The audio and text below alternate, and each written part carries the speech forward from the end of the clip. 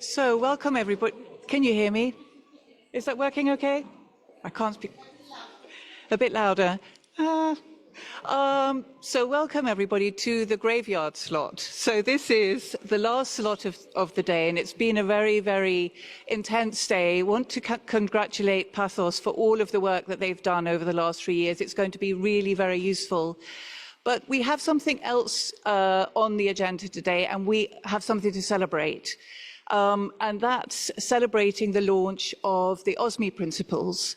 So I have some great colleagues here on the table with me today. I think we're going to hear about what the principles are, where did they come from, how did we get there? I'm an honored, so my name is Vanessa Proudman, I'm the director of Spark Europe, and I'm also an OSME initiator.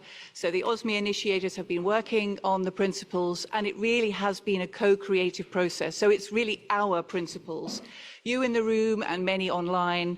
So thank you very much for that. So we will hear about the principles, and then most importantly, because this is really to serve the many communities who are interested in understanding the impact of open science and moving and progressing open science forward.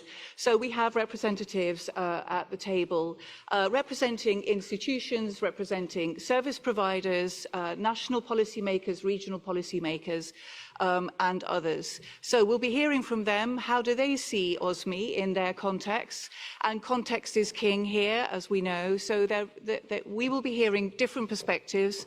And maybe in a year from now, we will evaluate to what extent the principles have been applied and have been actually useful. So these are considerations today, because they're only just being launched, but I'm excited to have this session. Do keep with me, because I know the energy is down. It's been very intense today, so just stay with us. We are the ones between the drinks. So let's just get going, and I'm going to introduce you first to two colleagues on my left, also initiators. So we've got on my very right, we have Nicolas Fressengeas, who is professor at the University de Lorraine. He's an open science officer for the French Ministry of Higher Education and Research in charge of international affairs, and he's also the vice president in charge of open science for the University of Lorraine, and he's one of the OSME initiators. And Laetitia, I'd like to give a special welcome, because OSME really would not be here without Laetitia. She has been absolutely amazing. So a special welcome and thank you. She's a library curator within the research support mission of the University of Lorraine Libraries, in charge of research data and bibliometric support services. She's also the project leader of the French Open Science Monitor, which I think has already been mentioned today, on research data and software code, and she also coordinates OSME. So over to you to tell us about OSME. Thank you. Thank you very much, Vanessa. So my task is to tell you about the origin of OSME, where does it come from. So if I click on this button, it should be launching. No. Yes, it is. Yeah, there we go. So I don't think I have to convince you by now of the necessity of having some monitoring on open science. We've been talking about that for the whole day. But in 2023, just if you want to remember, there was a communiqué by the G7 that encourages people to do open science, but encourages for a framework for monitoring the progress of open science, and monitoring the progress and also monitoring the framework. So, well, I will not say that it's where it all started, but it's not exactly true, but it was in 2023, so more than 2 years ago. Well, not exactly 2 years ago. So if we look at this mission, and if we look at the monitoring around the world, what we see is, well, many people have been thinking about that, have been starting doing monitoring. So we think of the Danish open access indicator, which exists, the French one. So Laetitia is here to talk about it. Another one in Germany, in Charité. There are also international initiatives. So, of course, the UNESCO Open Science Monitoring Working Group, of course, and COKI from Australia. And perhaps the most important line is the last one, many more, which I certainly forget, and we certainly forget. There are many around the world, which you can find on the website of OSMI. If you look at that, and there are also guidelines and frameworks, again, around the world, which correlates, which are linked to what we're doing today, but not exactly the same thing. And in 2020, the principle of open scholarly infrastructures to guide how to make these infrastructures open. Of course, the UNESCO recommendation Open Science, I will not detail about that. Of course, the UNESCO Open Science Outlook, PathOS, we've been talking about for a whole day, and the Declaration on Open Research Information, which is related, but not exactly, not the same as Open Science Monitoring. The Barcelona Declaration for Open Research Information wants to promote the openness of the information on research, not on open science. It could be also on closed science. Of course, it's related to open science monitoring because the monitoring on open science will be open, as mentioned in the Barcelona Declaration. So we have all that, but do we have a common understanding all around the world on what is open science monitoring? Well, the answer is probably no. We need a global approach. If we look at the international initiatives, we mainly have the measuring of open access to publication, which is mostly done. But we need to measure everything else. So among, again, the most important line is the last one. But we need to measure the openness of research data, of open source software, clinical trials, and so on. There are many things you can open during open science. So, well, what do we include into that? That's the idea. The idea that was behind that is, okay, now how could we, around the world, sort of coordinate and merge together the initiatives to bring our efforts together, to bring ideas together, and to be as inclusive as we could. So it started, well, the spark was actually in this very room 1.5 years ago, a workshop that was organized, well, we started it here in the University of Lorraine and the French Ministry to invite people, the people we knew at the time, with the people we started to organize. But there were still 50 international experts, from various institutions. The names are here. And the idea was to get together and see how could we do something that would be inclusive around. So what we do at the time, there were 5 breakout sessions, actually three themes. So one about the principles, what would be the principle we would be talking about, a session about the community of practices, and 2 sessions about technical specifications. Laetitia will be talking about that later. So we discussed with the international experts, then with 16 countries. You can access the slides at the time. So that was a starting point, so the discussion about OSMI.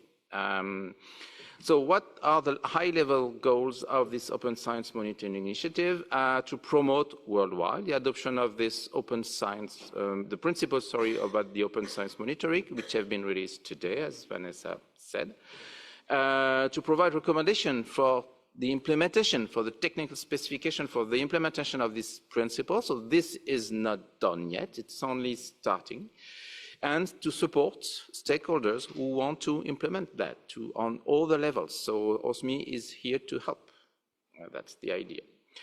So the organization, there's a group of initiators because, well, we have to start things if we want it to work. So here are the list of initiators. Those are the people who declared their interest after the meeting over here 1.5 years ago. There's a coordination committee. Vanessa and Laetitia are in there to, again, make things work.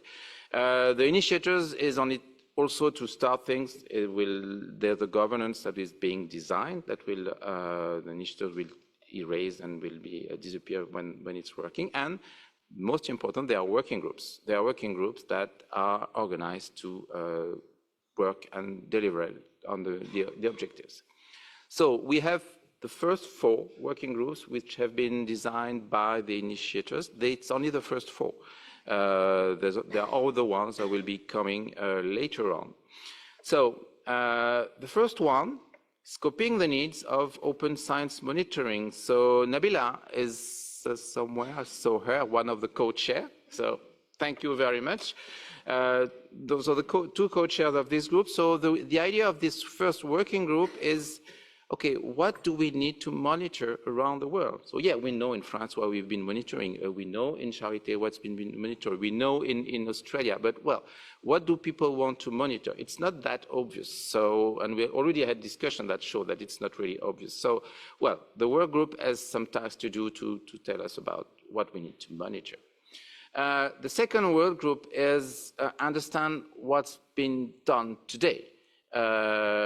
We have a list on the website of OSMI, but again, probably it's not complete, it's not inclusive enough. So the idea of this working group is to try to paint in as inclusive as possible landscape of monitoring around the world. And the two other ones are groups which are more technical, but very important also. So the first one is, what about scholarly content providers? How can they help? Why do we need scholarly content providers? Because we need what's inside the papers. For instance, I take only the example of the French open science monitoring on data. How do we know that papers cite data? Well, we look into the papers. So to look into the papers, we have to have the papers. So how do we do that? How do we do that? That's the objective of the group. That's one example. And the final group is, well, if you want to scrap in the paper, if you want to look with something like AI, you need computers. You need computer power, computer time. How do we put that together? How do we have access to these resources and infrastructure? And that's the goal of Working Group 4. So as Laetitia knows much more about OSMI than I do, I will let her to talk. Thank you. Thank you so much, Nicolas, and thank you so much, Vanessa, for the kind introduction. So it's a very great pleasure for me to unfold today with you the principles of open science monitoring. I wanted to tell you a little bit more about the journey we made together with this text. We had between spring and November 2024, a worldwide consultation about the principles, which was facilitated by UNESCO, which I'm thanking again. This has been a really great opportunity to improve the text because we had so many people involved in the consultation. More than 170 people coming from 42 countries. And that's exactly what we wanted to get different inputs from all parts of the world. And that's also what we have wanted to achieve with the working groups. You may have noticed that our working group co-chairs are coming from different parts of the world as well, because even though our first meeting was more or less European, we wanted to be really international. So this consultation then ended, and starting in December, we have integrated the comments containing concrete proposals into version 2. And then we had several and many meetings between the initiators, because we really wanted to take into account everything, because we felt that's what is important, is to give a voice to underrepresented countries and stakeholders, and also to take into account the variety of monitoring systems that are out there. So we also integrated general comments to finally have a version 3. And this final version was sent to all the contributors, and we had great comments after this final version from the contributors, and now it's finally out today. So the high-level principles, they are displayed in 3 parts. So the first one, relevance and significance, is really about having open science monitoring initiatives well-defined, relevant, and adaptable. So that's something really important because we realize how much variety there is in different contexts, in different parts of the world when it comes to open science monitoring. The second part is about transparency and reproducibility. We cannot imagine open science initiatives that are relying on closed information and black boxes. I will tell you a little bit more about it. And finally, the third part, self-assessment and responsible use. We don't want to recreate the impact factor, and we don't want to recreate the H-index. That's why we don't want to see open science monitoring indicators becoming the new individual assessment indicators, but instead to have those indicators used as incentives. So let's dip a little deeper in those principles. I won't comment every single one of them, of course. You will have all the time to look at the text, but I just wanted to put the light on one indicator in each part, one principle in each part, sorry. So for the first part, relevance and significance, let's pick the modular principle, because that is something we had many times in the inputs that we have received. Basically, one size does not fit all when it comes to open science monitoring. And it's really important to take into account different styles, whether it be quantitative, qualitative measures, or case studies. This kind of indicators all are relevant to monitor open science. So that's one principle that we want to emphasize. For transparency and reproducibility, well, you can see clearly the one that I picked, openness, because it's obvious, but it's actually the principle that took us the most difficult time, because, well, how do we qualify the fact that we want open science monitoring initiatives to rely on open input and output data? And how do we do that when we are still sometimes tied to documents which are not in open access? So this one is important as well. And for the self-assessment and responsible use, I'd like to take the constructive comparison as an example for this part, because that is also something many people told us about, basically saying, please do not recreate a new ranking system that would be unfair, but rather have open science indicators here to help incentivize and, you know, make sure that open science is just the standard for science. So I hope I have opened your appetite and your interest for the text, and you can have access to it right now. I'm counting on you to download it so that we have plenty of comments on this new version, and your feedback is really important for us. So have a look at it and tell us what you think. Just very quickly, because we do want to have time for questions, just a quick overview of the next steps for OSME. So as Nicolas said, we are going to set up an international governance structure, which will take into account also the commitment of our co-chairs who are coming from all around the world.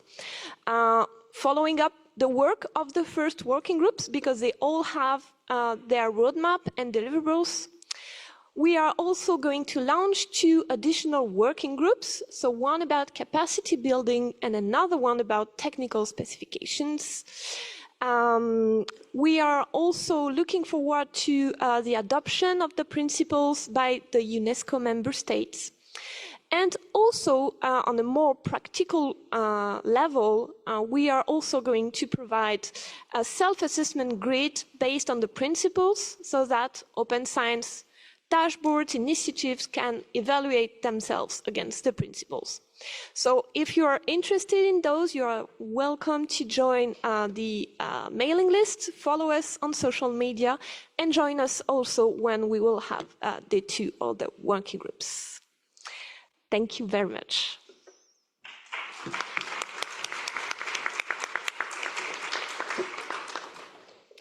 Thank you so much, both. I'm sure you have whetted the appetite for the principles, and I'm sure there are some questions in the audience. We have some time for questions. Anybody got any energy left to raise a question at this point? Yes, Brecht, we can always count on you. Well, you haven't heard my question yet. Thank you so much. I'm Brecht Salland from Science Europe. Thank you so much. This is a marvelous piece of work. A lot of effort was put into this, and I think this is urgent and very important that it exists. And the open science community clearly has become much more ambitious in the last just 5 years. So monitoring, evidence gathering as well, is going to become very important, and this really sets us on the right track. I have one question. It might go a little bit beyond just the principles, but I have one question is that I know it's about monitoring all of open science, not just open access to publications, but for example, within open access to publications, what we know is that there are just wildly different models to get to open access. Like 100% of open access by just paying APCs is very different from 100% open access via community ownership models like Diamond. Could the panel comment on how OSME plans to deal with that? Like that there's below the numbers that you're monitoring, there might be very different models in how we're getting to open science. I think that's going to be very important as well in the coming years. And I just wanted to know if there's any comments, any maybe even discussions that are already happening around that. So that's sort of my question to you. Thank you. Thank you very much for your question. I would say that it's not OSME to tell how institutions or countries or stakeholders are doing their monitoring systems. It's really depending on the needs of each and every stakeholder. But I would say that what we are trying to achieve is that everyone is more or less compliant with those principles. Nothing is mandatory, of course, and the objective is that we would like to help initiatives reaching a certain level of openness, etc. But I do think that in the working groups, especially working group 1, we will see the different needs that countries or institutions have, and I think it's already something that came up. And well, I don't know how this will be sorted out yet, but it's definitely something within the scope of our working groups. And I don't know if you want to add something. Yeah, well, what I can just add is the example of the French open science monitoring, which indeed focused on that, on the various way of opening, how to open, and the costs. We've talked about that all day with cost of APCs, all these kind of things. It's something that has been proven useful in France. So, well, I don't know what the outcome of the working group will be, but well, yeah, the discussions have already been started. So, yeah. Yeah, thank you. And just to be 100% clear, I'm not suggesting OSME like sort of prefers one model over another, But I think this is good information to monitor, basically, in the future. So that's, I think, my point. Thank you. Maybe I can just add, it's all about the question, what do we want to monitor? And we hope that these principles will fit for every community that wants to monitor, in your case, understanding the models or the costs, etc. So, yeah, we hope that it serves everybody who has very particular questions that are relevant to their communities. Yes, back there, just behind Brecht. That's you, yes. Yeah. Okay, thank you very much. It's really, I think, a brilliant idea. I'm very much interested in capacity building. We already talked. So from my understanding and from my profession, it normally falls into the capacity building tasks to then, if you like monitor something, yeah, and you realize, oh, okay, we might be good here, but we are not good here. So how is this working group, is this the idea of the working group? Or is OSMI going to support also institutions and organizations who want to develop further on?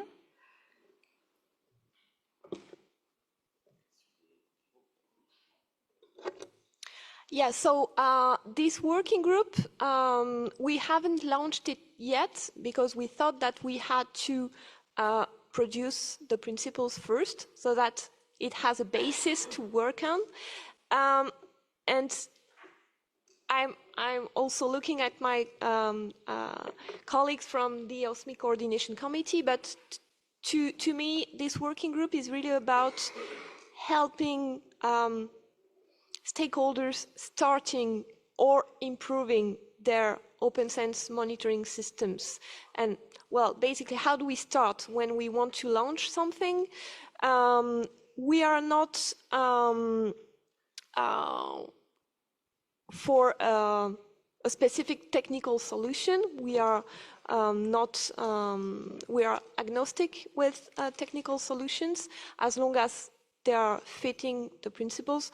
But yes, this working group is about how you start, how you improve, and how you make your results useful, actually, how you communicate on open sense monitoring results, etc. And if you want to add anything. Yes. I just wanted to go back to Brecht's comment on open access. And I was really pleased to hear Laetitia say that it should be left to the countries, the individual countries, to decide, you know, what they're going to monitor.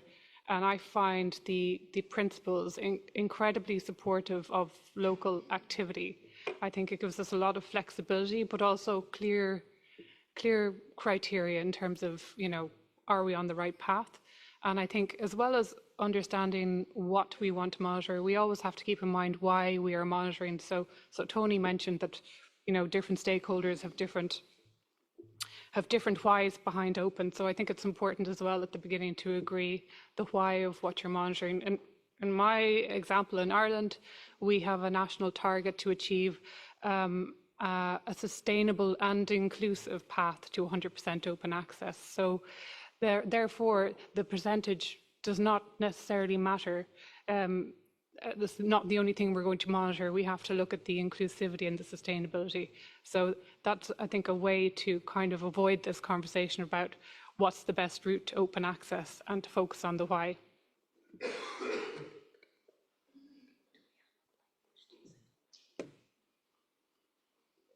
Yes. Thank you. I have two questions, if I may. First question is quite practical. So in the context of a university, who do you think are best placed in implementing these principles? Is it the library, the research service, or academics themselves? My second question is about actually I want to hear your advice about how to sell these principles to academics, because of course you have done doing cost analysis and they are very good for universities. But I think in general there is a lack of incentives and recognition for academics who are doing open research, like it's unclear in their promotion criteria, for example. So how can we motivate academics in adopting these principles? Thank you. So I take this one. Your question is at the university level. So I'm vice president of the university, in charge of, that's important, open science, but also the digital policy and data. So the question is at what level and who should be involved in implementing this monitoring? Well, my answer would be at all levels. If you don't have a political support for that, if you don't have a support from the rector of the university say, we should do that, well, it's not going to work. It's not going to work. So I'm not saying you have to have a vice rector of open science, that's maybe not, but at least you have to have a strong political support. So then, once you have that, who are the people who are going to be involved in monitoring? Well, of course, people, Laetitia is an excellent example. You need to have people from the library, but the people from the library are very good, but they are not specialized in computer science. So you need also to have computer science specialists, and you can also have data specialists and so on. So it depends on the organization of the university, but it's a transversal work. So political support and then transversal work on this. Now your question is, how do we motivate researchers? Well, looking back at the previous session, I would say the figures that were presented at the previous session on the costs and benefits are a good way to motivate researchers. So they will also, of course, they will answer to you, okay, is my time counted in the costs? So maybe not precisely enough. So we'll always give you some backfire on this kind of argument. But my experience is that if you monitor and you tell them, okay, we're giving you the figure, use them or don't use them. But if you use them, you can use them for your benefit. And well, let's take the example of our university. We have opened the possibility for each lab to have its own monitor. So monitoring at the team level or lab level, and they can pick it if they want, not forced to do it. They can pick what they want and what figure they want. Some chose to monitor the open access only. Some chose to monitor open access and open data, and so on. And they're making use of it to promote themselves. So that's what's in the principles. Use it for incentives. Use it in a positive way, but don't use it in a negative way. Don't force people to monitor, and don't name and shame, but let them the possibility to promote themselves on it. Yes, in the back. Gareth, go ahead. Thank you. First of all, thanks for the principles. I think they're quite clear and useful. I have a question on alignment. Alignment across existing initiatives, and also how you see they should be applied, and also reducing survey fatigue, which is quite clear and present. So let's take a couple of examples. You have the UNESCO recommendation, which issues a survey. So I assume the principles to some extent align with the UNESCO recommendation survey. But then you have monitoring of the implementation of open science and EOSC at the national level through the EOSC steering board, which runs an annual survey, been running for many years, right? They've clearly defined what they're monitoring there. And then you also have monitoring, and I'm not directly looking at my colleagues in the EOSC Association, but you have the EOSC Association running monitoring for the EOSC partnership, where the 200+ organizations are also monitoring the implementation of EOSC and open science. In most cases using different indicators, and in most cases often by the same individuals who have to now fill in multiple surveys.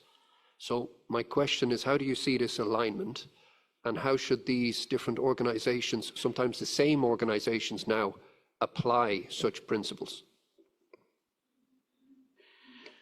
So I'll take also this one. I'll let Laetitia make it more precise, but I don't think the principles themselves answer that question. The principles themselves don't say you should do a survey or should not do a survey. They don't talk about survey fatigue, which is something that obviously must come in the conversation at some point.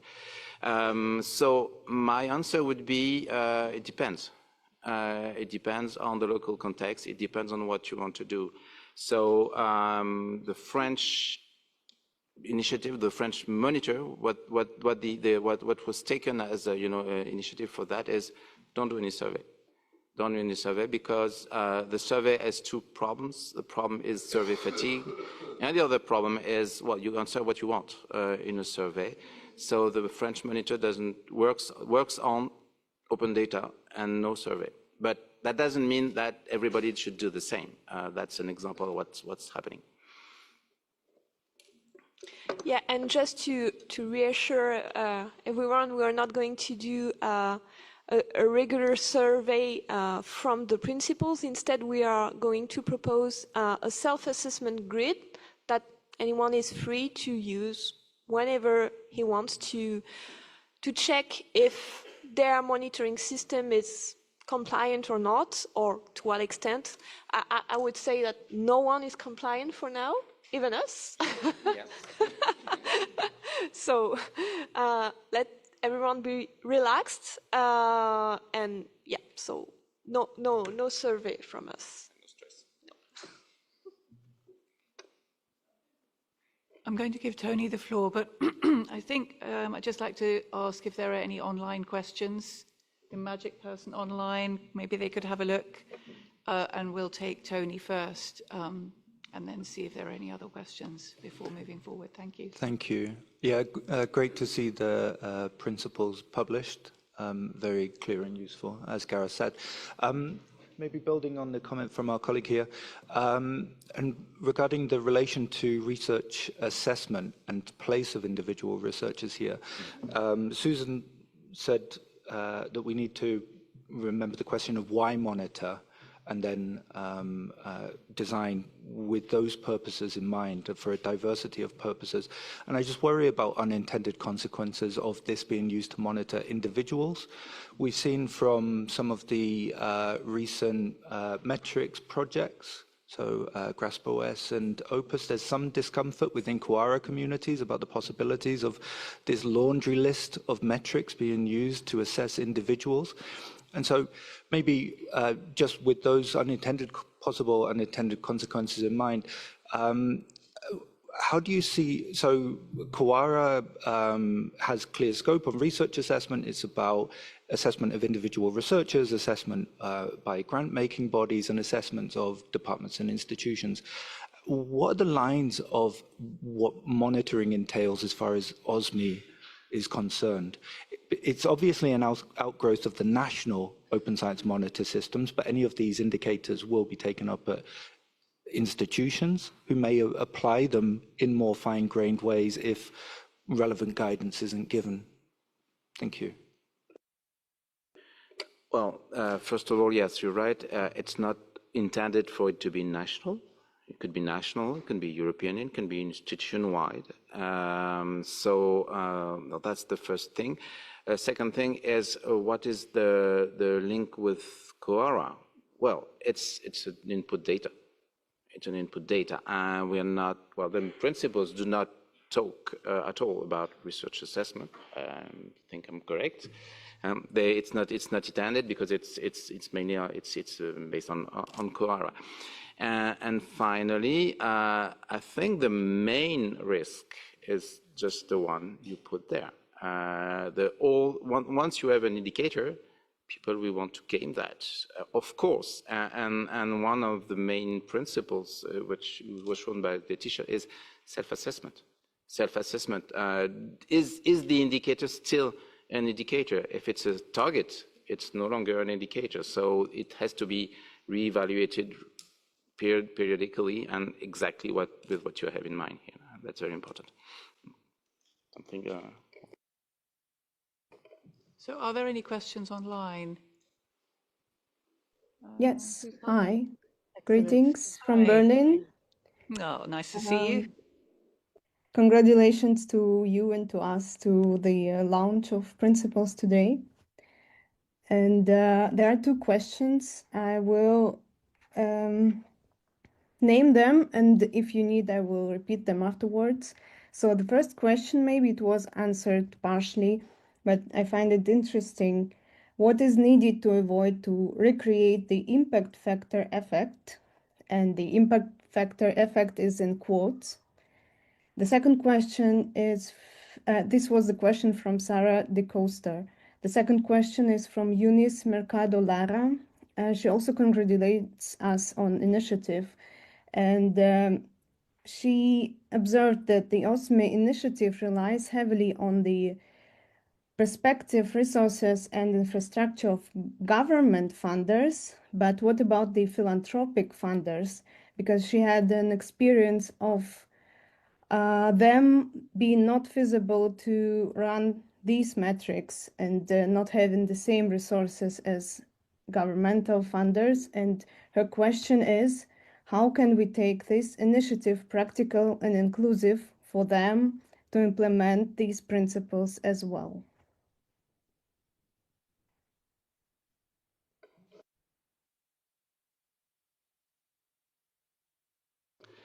So the first question was how not to recreate the impact factor effect. Well, yes, I think it was partially answered with just the previous question by Tony. So let's just repeat it. The impact factor has been a target. Now that it is a target, and it was not intended to evaluate researchers, even less individually. It was created long ago for that, and not for that. Now it's became a target. So well, it's no longer an indicator. So the solution is to abide by the principles, and particularly by the principle that says self-assess yourself regularly, not to be a target. And thank you so much, Anastasia, for taking care of the online participation. Just about the philanthropic funders, well, that's something to be honest, I hadn't thought about yet. But I would say that we can rely on the principles in which we say, basically, you have to start small and start somewhere where it's useful for you.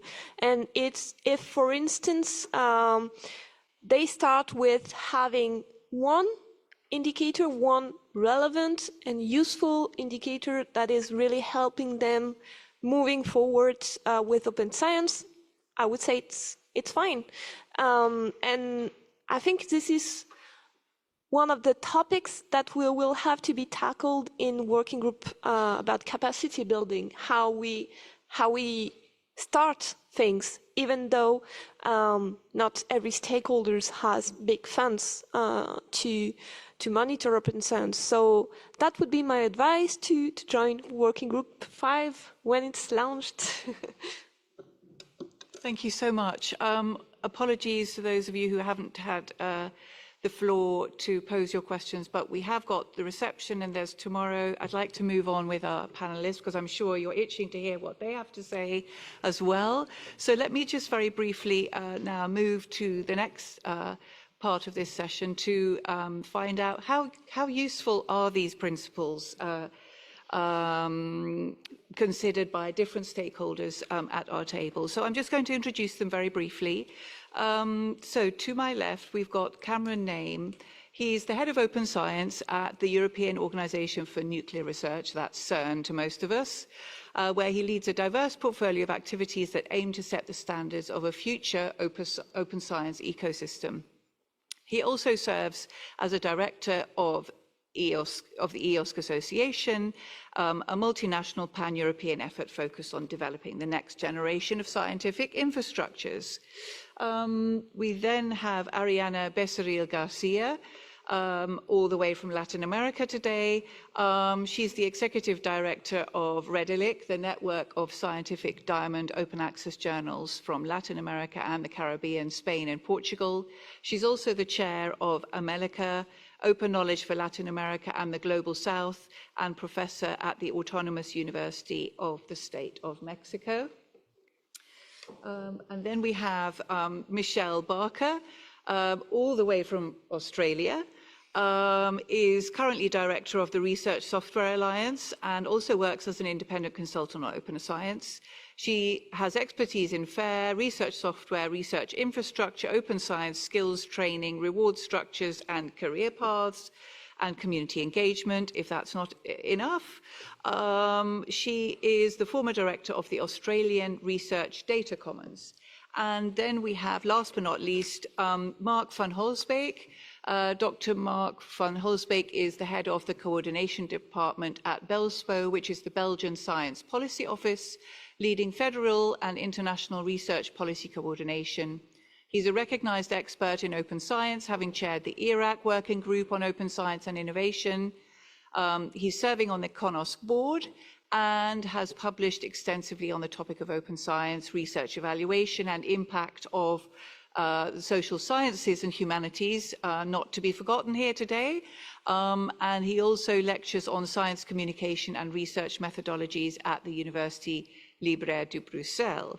So as you can hear, my esteemed speakers really represent a wide range of stakeholders, and they have been briefed, and I'm really keen for them to share with you, first of all, why you think the OSME principles are important for your communities. Who'd like to get us started? Marc? Yes? Yeah, maybe. Thank you very much, Vanessa. But the first part of my answer won't be very original. I think it's an excellent basis to look, at indicators beyond citation analysis and beyond, monitoring of APCs. But the real question, I think, and I build a little bit on Tony's remark earlier today. The question for me is, why should we use these principles to monitor open science at all? And there I think that I see maybe two main reasons why. And the first reason is what I really like in those principles is that they don't provide us with any solution. I mean, politicians do not like that. But honestly, I think this is a big asset of those principles. It's not at all a one-size-fits-all approach. It's not providing you with any fit-for-purpose solution, but it to some extent forces me to engage in the building of evidence-based, not only monitoring, but reflexivity about what kind of open science ecosystems do fit our purposes at institutional, national, regional level. And I think those different principles really provide us with a framework that help us in this very much needed, I think, exercise of evidence-based reflexivity. And then, but this is totally linked, I also think that these principles, considered in a holistic way, all together, may also help us to engage in the collective drafting of new narratives about open science. Why do we need open science today, in the current context of 2025, not as it used to be 10 years ago, in the context of artificial intelligence, in the context of political attention to research security. And I think that by, engaging and encouraging us at also considering all dimensions and criteria that relate to the transparency of the processes, it also helps us to build narrative about open science as fostering research integrity. And I think that working, and I really think those principles will help us on collective new narrative, not totally new, but renewed narratives of open science for the current context. Those are the two reasons: evidence-informed reflexivity and evidence-informed new narratives, if I may say so. Thank you so much. Who would like to react to that one? May I? Yes, please do. Okay, thanks. And I totally agree with you. Actually, in the morning, we were told that in the first session with Eloy, that everything should start with a question, and I agree. And actually, I think that principles are the starting point before a question. So Then comes the question of what we want to measure, and finally the indicator. So for me, OSME is very important because it provides this framework of evidence base needed to assess the evolution of open science across the time, but also across regions, disciplines, and institutions.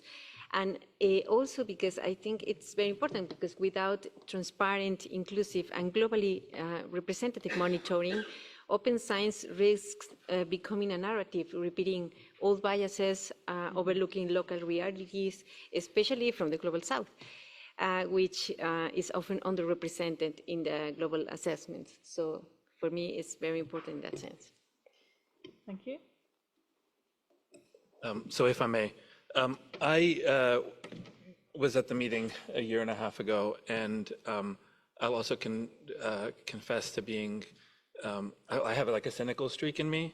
And so when I was at the meeting a year and a half ago, I was a little bit concerned that the room was primarily European dominated, and that, you know, it didn't really seem like there were a whole load of very diverse voices in the room, although, you know, I do congratulate UNESCO for always, you know, attempting to be exclusive. Obviously, resource constraints come into play. And but what I was really concerned about at the time was this notion that someone may be offering a solution from the very beginning.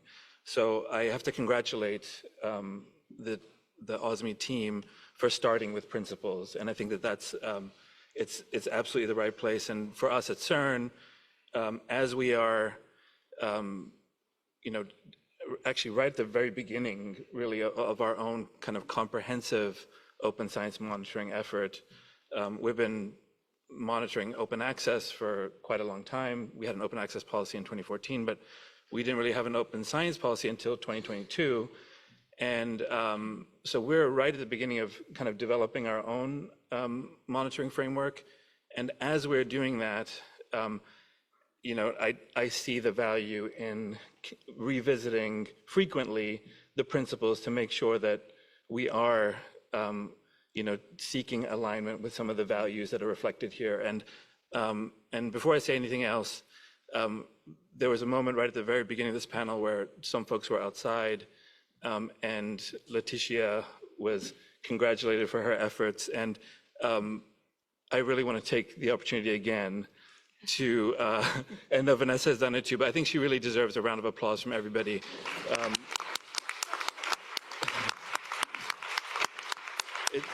It's been a monumental effort, and it's taken a lot of, and you can see the thoughtfulness that's been put into this work. And so thank you so much. And yeah, it's going to really help us as well at CERN as we go through our monitoring journey. Thank you very much. Over to you, Michelle. I'm really excited about this idea that we might be moving towards new narratives around open science. But I also want to emphasize that there are some parts of open science at which even the most basic narratives are missing. I've always been excited that the UNESCO definition of open science incorporates not only open access, open publications, and open data, but there's a range of other elements: open educational resources, open software, which is near and dear to my heart, open hardware, etc. And many of those lag in indicators, in analysis behind research data and research publications. And the principles actually call this out. They talk about the streetlight effect, saying that we often measure what's easy or what we're already able to do, but there are many other parts that we need to shine the light on. So that's why it's exciting to me to see that this breadth may also grow, as well as the depth and the innovation in how we approach these issues. Thank you very much. I like that light metaphor. So that takes me to the next question. So which of the principles is really shining out? Which is the one that is most important in your view, in your communities? So we have a number, and Laetitia took us through some of those, highlighted a few. Can you illustrate certain principles and share why they're important? Who'd like to get us going?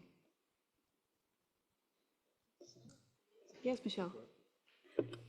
Co-creation is my favorite principle, although many of them vied for that honor, simply because for anything to succeed, you need a community that are bought into it. So the principle of co-creation talks about not only engaging a range of academic stakeholders, but also non-academic stakeholders. But as any kind of initiative continues, on the adoption curve, we need a number of early adopters, of champions, and when co-creation has happened in that community, it's a fantastic indicator that those people will exist and then will enable that initiative to grow to sustainability, which is another one of the principles, that it will have that community behind it to ensure that it succeeds, that it has resourcing, that the need for it can be demonstrated, etc. So co-creation gets my vote. So I'll say in the spirit of the principles, I'm not going to rank any particular principle as being more important than the other. It's certainly co-creation, I think, is vitally important. I also really like the emphasis on transparency and reproducibility. That's something that we're going to try and do and reflect on it again as we're going through our own monitoring journey at CERN. There was a moment early this morning where we heard a definition of green open access, which didn't really align with my understanding of green open access. And there are definitions of gold open access that conflate gold open access with APCs, which, again, I don't think is necessarily correct.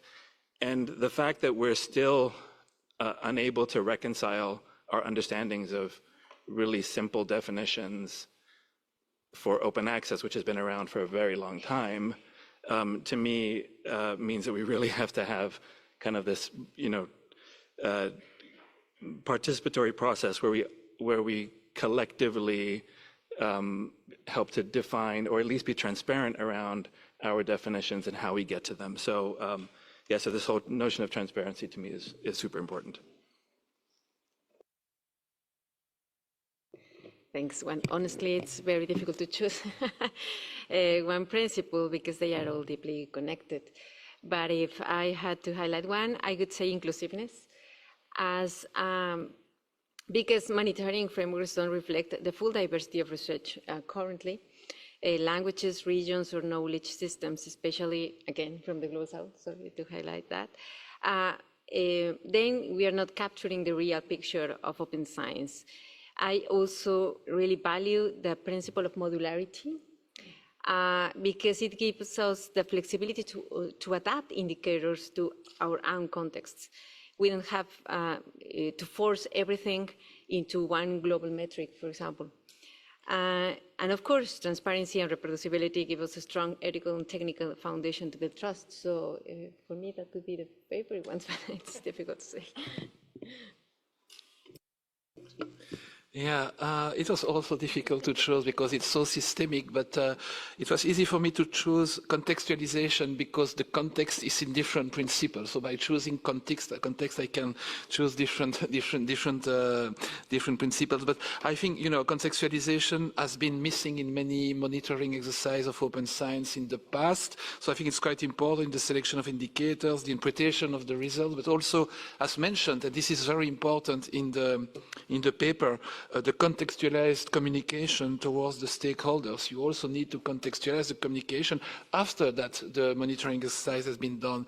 And because we were reminded this morning that open science is such a boundary object, several commonalities, but different people and different stakeholders can have different perspectives on open science. It's very important to contextualize. For example, a bit more than a decade ago, I was working on a roadmap for French-speaking universities in open access, and I didn't have the principles back then, but now I'm doing the same exercise at BELSPO, which is not only a funding agency, but we are also managing 10 federal scientific institutes, which are also, most of them, museums. And it is very different to build a roadmap open science for museum than for universities. You have to take into account open educational resources, catalogs, a lot of things that you have to contextualize together with the stakeholders themselves.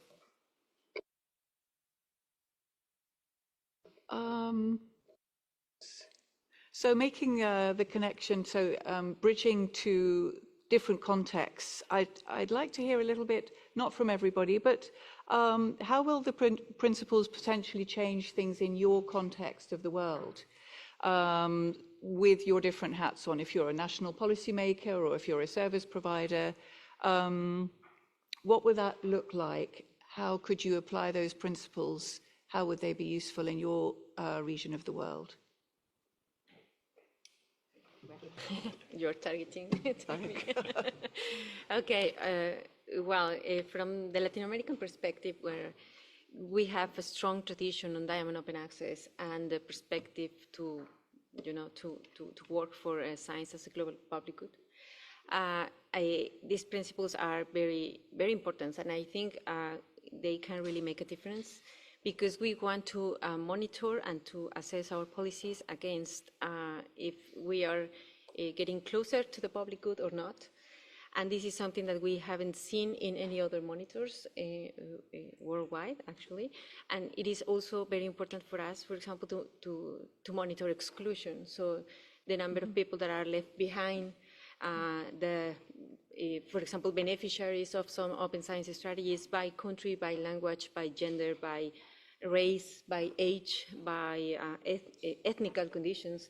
So those are important indicators for us to really make the science as a global conversation.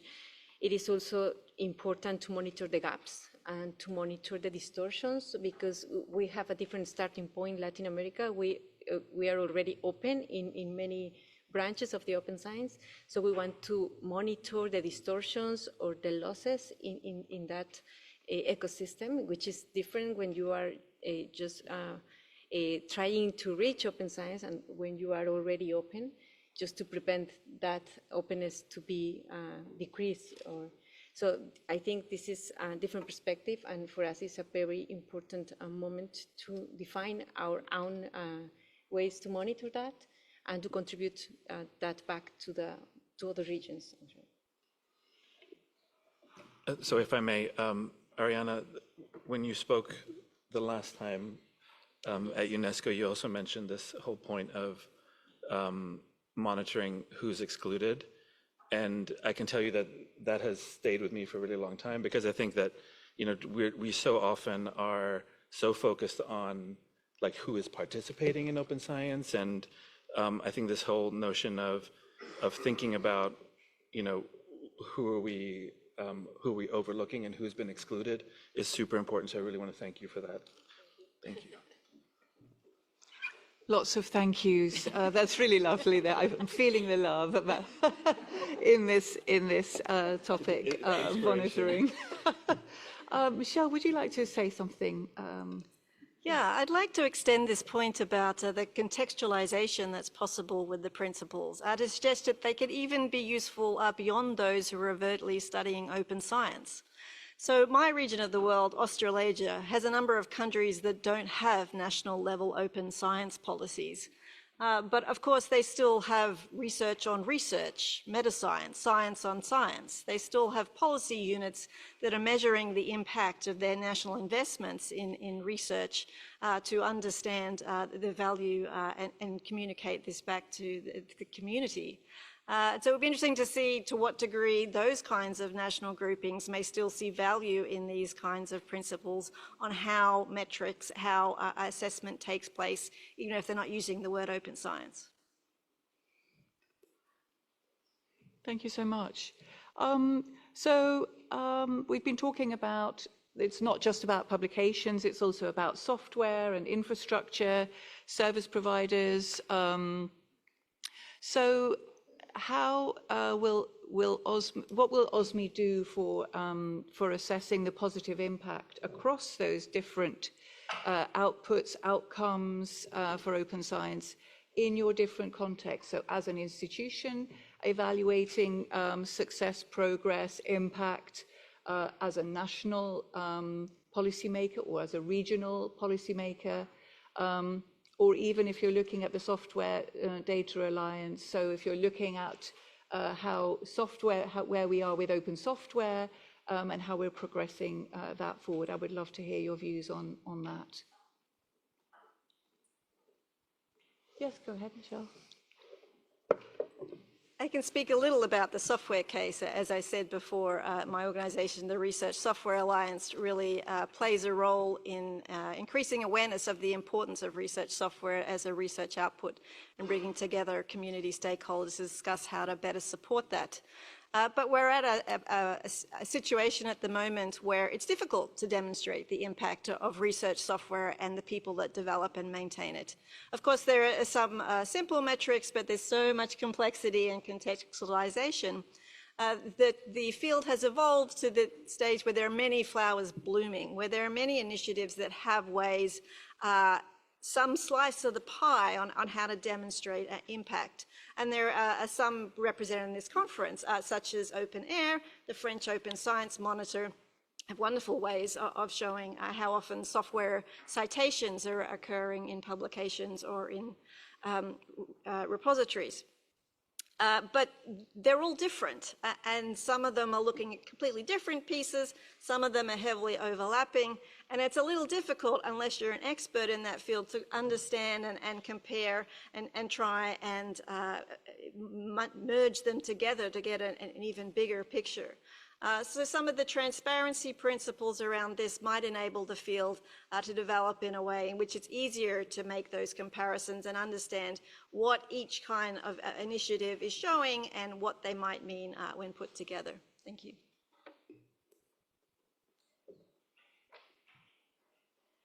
Anyone else? Yes.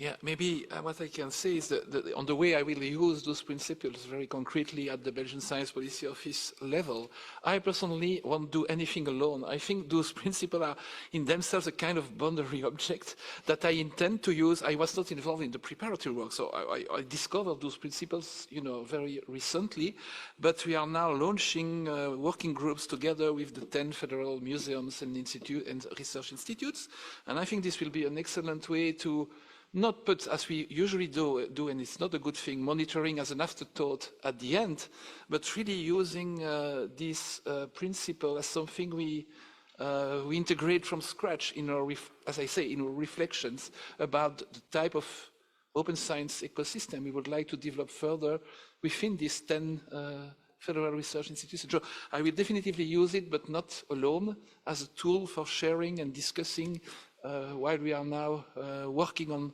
new open science mandates at our level. Thank you very much. Kamran, I'd like to ask you, as a lead on open science, as a very important institution, there are many institutions across the globe who are also managing a lot of open science innovation. So how are you going to use these principles when looking at progressing open science at CERN? Sure. So I think the first place to start is to look at where we've already kind of built comprehensive monitoring. And as my colleague Arianna Becerril is here, and she's been responsible for implementing our open access policy for many years, and now has expanded that role to open science. But as an example for open access, we have our sort of internal monitoring system in place. We developed a dashboard, and when we were first looking at what dashboard what technology we were going to use for that dashboard, the proposal that was first brought to us was a Microsoft tool, and we pushed back and said no, we need it to be open source, so that later, if we want to make, if we want to share what we're doing, that we want to kind of abide by those principles. And so I think at least that is aligned with the principles that have been set forth before us. We want to, I think, as we kind of progress along our own journey of developing comprehensive monitoring, and like I said, we're still pretty early in this. We now have some efforts around open data monitoring. For us, it's a little different to some other approaches because some approaches on monitoring look at data associated with publications primarily, or data sets referenced in publications. We release a lot of data that has no tie to any publications. And so for us, we have to figure out what meaningful monitoring of those data sets means, and how we can do that well. And as we figure out how to do that, and doing the same thing for software, we've entered into a partnership with Software Heritage Foundation to figure out ways of monitoring our contributions to open source software, that as we're doing that work and kind of figuring out the methodology, we figure out ways of ensuring that we can make our methods, data provenance, all of those different aspects available later. And so I think the principles give us a really good opportunity for reflection to make sure that we are kind of walking the talk as we continue along this road. Thank you. Now, Arianna, you're a woman of many hats. So you lead a very important publishing system, right, and service for hundreds and thousands of journals in Latin America.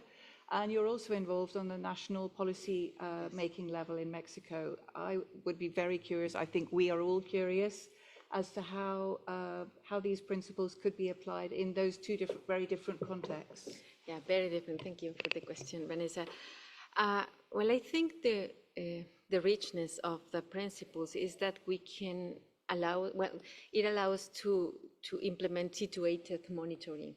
So we can adapt and contextualize our realities within a framework to monitor the evolution of science. And particularly talking about Mexico, we have recently, well, a couple of years ago, legislated at constitutional level open access, not open science, open access as a mandate at constitutional level. So for us in Mexico now, open access or access to science is a human right declared in the Constitution. So I would like to know, and I advocate for having a framework for monitoring that the evolution of open science in from the perspective of human right. And I think these self-principles allow us to do it in a very transparent and reproducible way, so others can take that as an example. And particularly from the perspective now with the head of an open infrastructure providing data as well, we would like to provide some indicators that are developed and run against that framework. So how, in this case, non-commercial diamond open access journals are providing a service that can help us to go towards science as human rights. So we would like to see that the both sides of the equation. Let's see. Amazing, thank you. So my last question, and get ready because I would like to have some questions from the floor for our panel as well. But the last question is, so what are you going to do to encourage that the principles are applied in your context and region? So what could be one next step where you concretely do something with this? I mean, Kamran, you were kind of saying it sounds like very good timing because you're about to look at how you're monitoring certain things, but either locally or whatever local means, if it's in an institution or if it's in your region or in your continent, could you tell us what concretely would you like to do to get the word out and to really help us implement these principles globally? Oh, implement them globally? No pressure. Okay. I mean, so at least we have to start at home. Mm-hmm. And so for that, it means that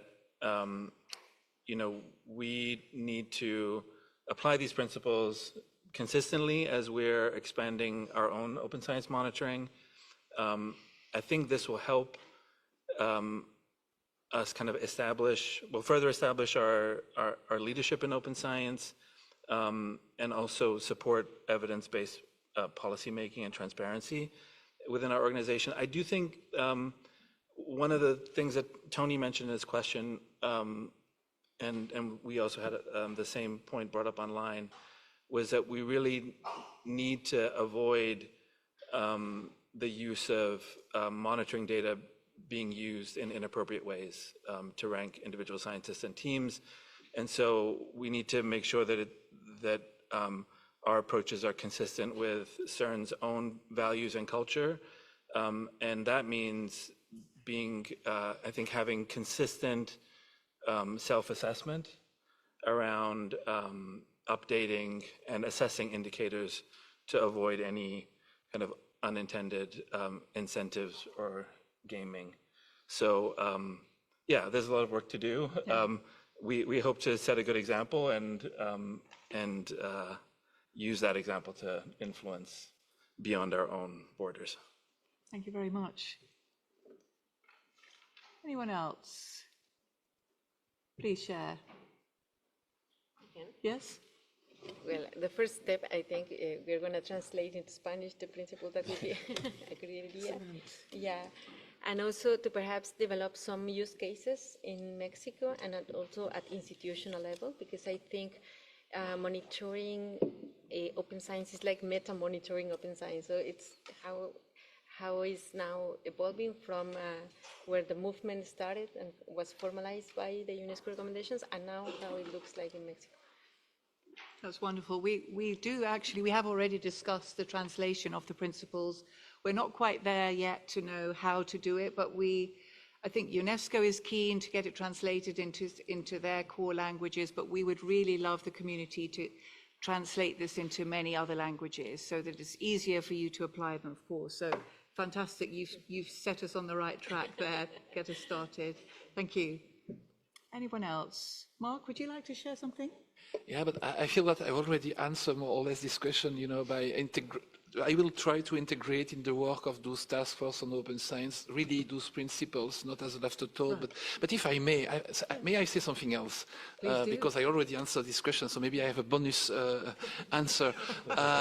Looking back now at the different principles and thinking about what we discussed this morning about, impact of open science, I think that's something quite important, and maybe this is not a critic at all, but not in the principles as such for now.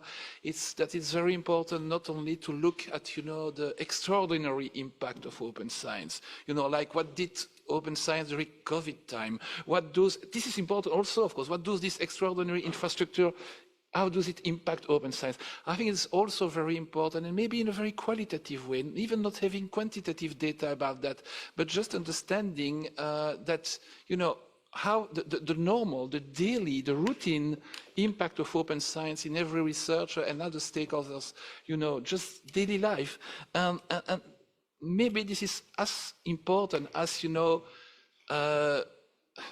having quantitative data about more extraordinary types of impact. This is something I wanted also to say. I think it's quite important.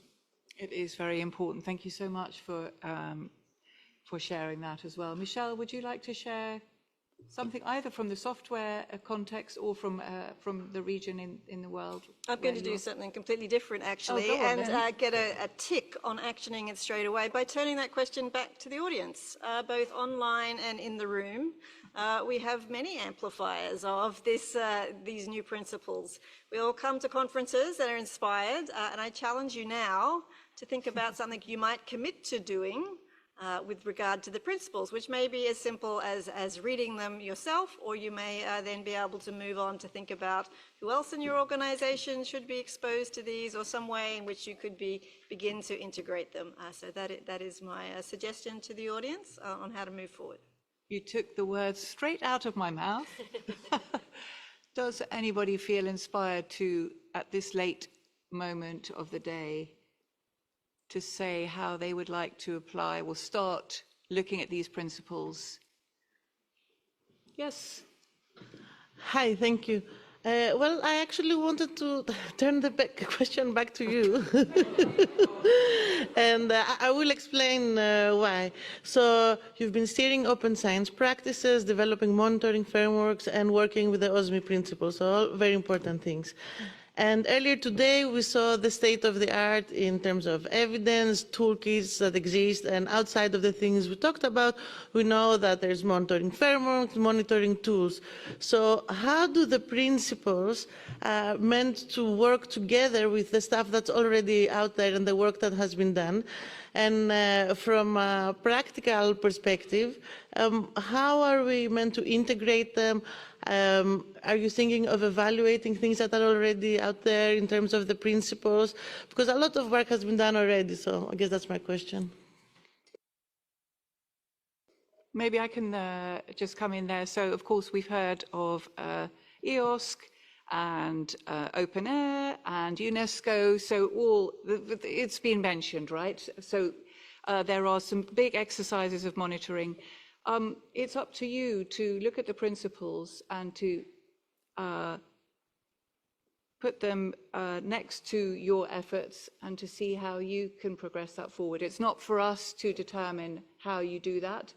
We hope that everybody will work with these principles and we will have a wonderful system in place, more equitable monitoring system in place that also allows more comparison, more transparency and more. So I think it's up to you to look at them with your teams. And of course, you can't do everything at once, but you start somewhere, right, with one or two of those, or where you can say, tick, tick, tick, tick, we've done that. But which are the really difficult ones that might take us longer? And I think Laetitia also said there's this self-assessment. It's really for you to self-assess, just like the POSI principles, right? We've got these amazing POSI principles, and there are many infrastructures also self-assessing themselves against those. And in this moment of time, it might look one way, but in a year from now, we hope a very different picture, that you comply with even more of the principles that you do today, right? So I think it's on all of us to reflect on how these principles could work in our context. As I say, I think many of us are following very good principles already, but we could probably all do a little bit more. So sorry about being vague. Again, it's the principle of not giving the concrete solution. It's handing back to you, maybe as coaches rather than telling you what to do, but facilitating and leading you in the right direction, hopefully being inspired by the principles that has been developed by the community. Yes. Yeah, so an idea that it's just to put it out there, so that self-assessment could be kind of the basis for, I don't know, a kind of a seal, like compliant with OSMI, something like that. Because I think that would be helpful for institutions trying to adopt indicators or something of the kind to see which are the ones that could fit into their own framework, and to adopt some that are already compliant with these principles. So this could be a suggestion moving forward. Yeah, certainly. We have had people already knocking on our door saying, we comply with the principles, can you tell the world about us? So we are thinking about how do we share some of those good practices, right? So we would love to hear from you, right, Laetitia? So those of you who are implementing those principles or actually stuck on some of those principles, maybe we can connect you. And I think one of the best ways is probably to be in the working groups, right? So to join those working groups. And there's some of them are also at, we have two sessions, so at different in different time zones. So the time shouldn't put you off. So really encourage you to get involved in the working groups as well, if you have time. Oh, and very fittingly, one of the working group leaders has her hand up. Yes, would you like to take the floor? Yes. So for me, I think we will commit to taking what we've learned here back to my community and to organizing a local workshop to introduce the OSMI principles. And I'm also a co-chair, so that helps in a way that makes sense locally in our languages through our priorities and our stakeholders at the table.